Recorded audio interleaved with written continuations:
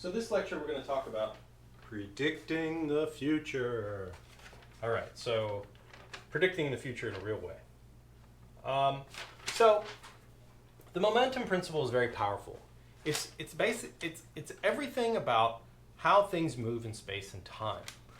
And so it's used in a lot of contexts. For example, if you play video games, or if you've seen a video game, a lot of times what the video game programmers are actually writing, the physics behind it, if you're playing a jumping game or a shooting game or whatever it may be, a lot of times they're taking into account the momentum principle and they're iterating, they're changing in time how things move, and they're using the update equation of the momentum principle to do that. And that's what we're going to look at right now.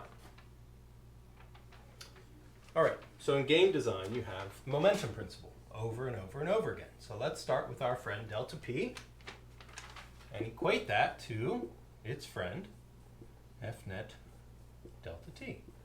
So there it is, the momentum principle. Again, we're going to see this a lot.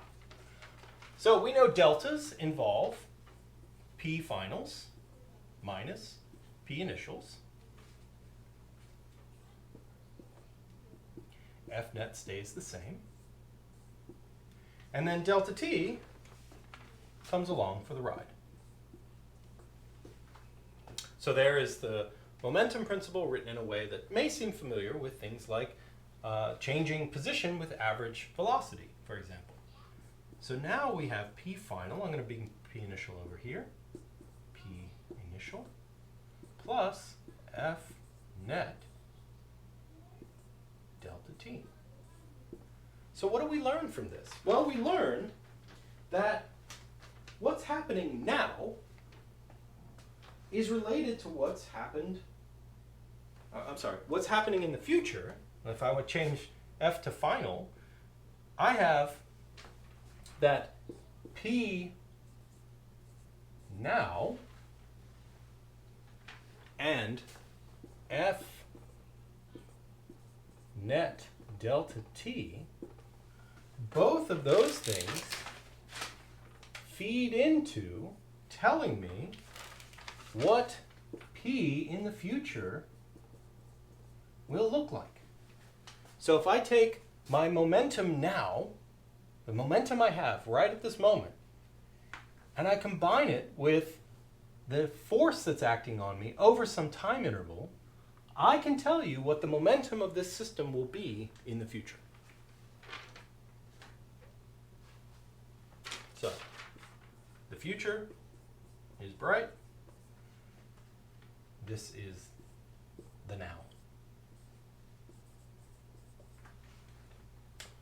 So, if I have a system that has a momentum and has a force acting on it, the future is the combination of those two things. Let's say that I don't have a force acting on my object. No forces. It's very simple. I keep all the information about what I was doing into the future.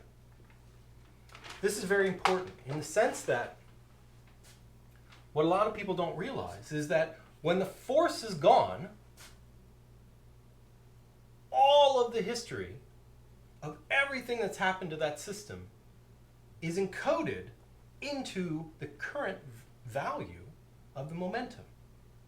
So this used to be the future. The system might have interacted with something, had a force act on it, and now it has a different future value for its momentum. Sometime later, let's say the force goes away. So the best example is kicking a ball.